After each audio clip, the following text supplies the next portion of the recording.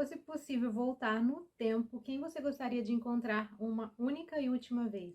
Em Tóquio, há mais de 100 anos, existe um lugar onde você senta para tomar um café especificamente preparado e consegue viajar para um determinado momento do passado. Mas, além de uma série de regras, uma delas é a seguinte: você não pode deixar o café esfriar, senão vai ficar preso e não consegue voltar para o presente. Oi, gente, meu nome é Lorena e hoje eu tenho 5 motivos para você se permitir ler O Arrebatador antes que o café esfrie. São pouquíssimas páginas, 197 para ser mais exata, então o motivo número 1 é esse mesmo, uma história curta que você consegue facilmente ler em uma única sentada. E esse livro ele é adaptado de uma peça do mesmo autor, o Toshikazu Kawaguchi. Ele é japonês e ele apresentava essa peça no teatro, foi um enorme sucesso e ele decidiu adaptar então para um livro. E é um livro curto, mas tão intenso, tão fenomenal, e essa é a breve sinopse do que você precisa saber. Sabe aquele lugar que você passa na frente todo dia, mas nunca entra? Tipo, ai, qualquer dia eu vou vir aqui e nunca vai? Esse é o café dessa história.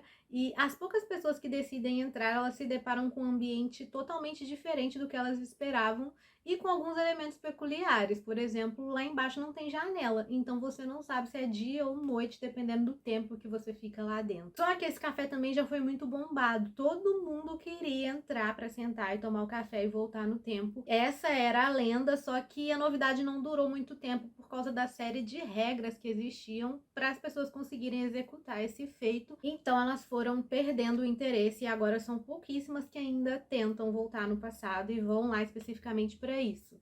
Uma das regras é que você pode sentar só numa única mesa, ela fica assim ali num cantinho, mas só ela permite que você faça essa viagem. As outras mesas funcionam normalmente. Quer dizer, normalmente para quem quer sentar só para tomar o café e não viajar no tempo. Basicamente, só os funcionários de longa data que servem o café para as poucas pessoas que aceitam passar por isso, eles explicam as regras e tal. E eles e alguns poucos clientes que ainda se aventuram lá é que vão dar o tom dessa história aqui pra gente. E esse é o motivo número 2. Esses clientes, no caso, os personagens, né? O café e a viagem no tempo é só o pano de fundo, porque você vai mergulhar mesmo na vida e nos dilemas dessas pessoas, quem elas são, porque elas querem tanto voltar para esse momento específico. Algumas estão sofrendo, outras estão felizes, outras estão insatisfeitas e assim. A história vai se desenhando dessa forma, um dia após o outro, e mesmo que seja um livro tão curto, você consegue se enxergar no café, consegue se ver ali sentado, tomando café com aquelas pessoas,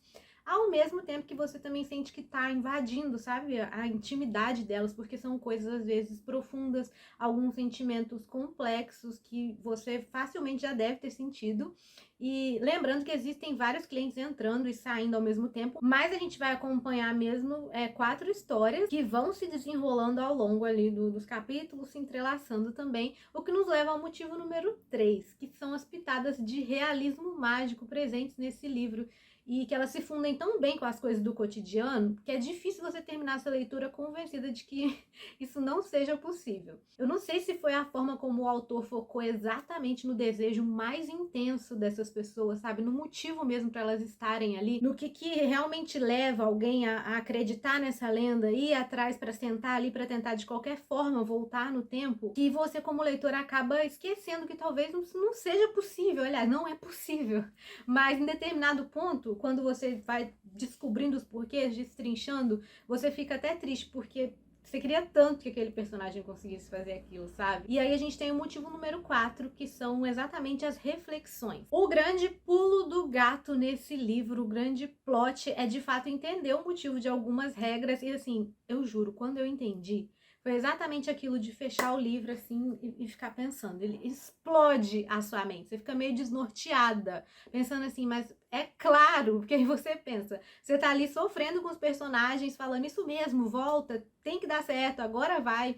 Tem que ser isso, tem que voltar no tempo. E aí, de repente, o autor joga na sua cara umas coisas que assim, meu Deus, nossa. Eu postei outro dia desses um Reel, se você ainda não me segue, aproveita pra fazer isso depois que terminar o vídeo, que eu escrevi assim: quando você termina uma leitura que explode a sua cabeça. E quando eu gravei aquele Reels foi exatamente pensando nesse livro, no Antes que o Café Esfrie, porque eu fiquei daquele jeito ali que eu tô no Reels por horas. Sério, eu não conseguia voltar pra leitura porque mudou simplesmente toda a forma que eu estava vendo a história. Você começa a se questionar se você sentaria ou não naquela cadeira, se você tomaria ou não o café. Aliás, se você ainda tá assistindo, deixa o like aqui, que é muitíssimo importante. Se inscreve se ainda não for inscrita.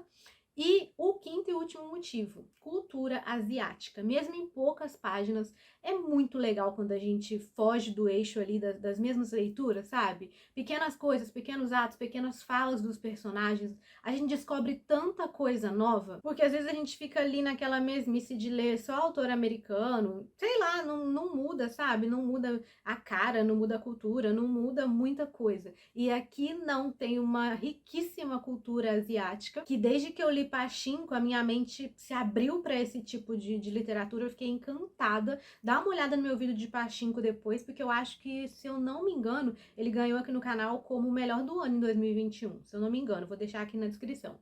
Aliás, eu recomendo muito também, 5 estrelas, favoritado. Mas essa cultura presente aqui em todo momento, em Antes que o Café Esfrie, desde o bule de chá, na forma que as pessoas se vestem, o que elas comentam ali nos diálogos, é maravilhoso. E se você tiver indicação de literatura asiática, deixa aqui pra mim também nos comentários. E de bônus, temos Antes que o Café Esfrie 2, com novas aventuras. Eles descrevem lá como novas aventuras, eu creio que são novas histórias. E eu já tô doida pra ler, eu não vejo a hora. E se for tão maravilhoso quanto esse, eu vou trazer um vídeo aqui de 10 motivos pra ler e não 5. E se você quiser comprar o livro, clica no link aqui embaixo, você paga o mesmíssimo valor e ainda me ajuda, tá aqui embaixo, já cai direto no link do livro lá na Amazon. E, gente, só leiam. Esses foram os 5 motivos básicos para você ler essa obra maravilhosa, mas tem muito mais além disso. 5 estrelas, favoritado. Merece que você dê uma chance, sabe? Porque... ai, maravilhoso. E se você já leu, comenta aqui embaixo se você amou tanto quanto eu, se você ficou tão tocada. Não se esquece de deixar o like nesse vídeo, se inscrever se ainda não for inscrita e até o próximo vídeo.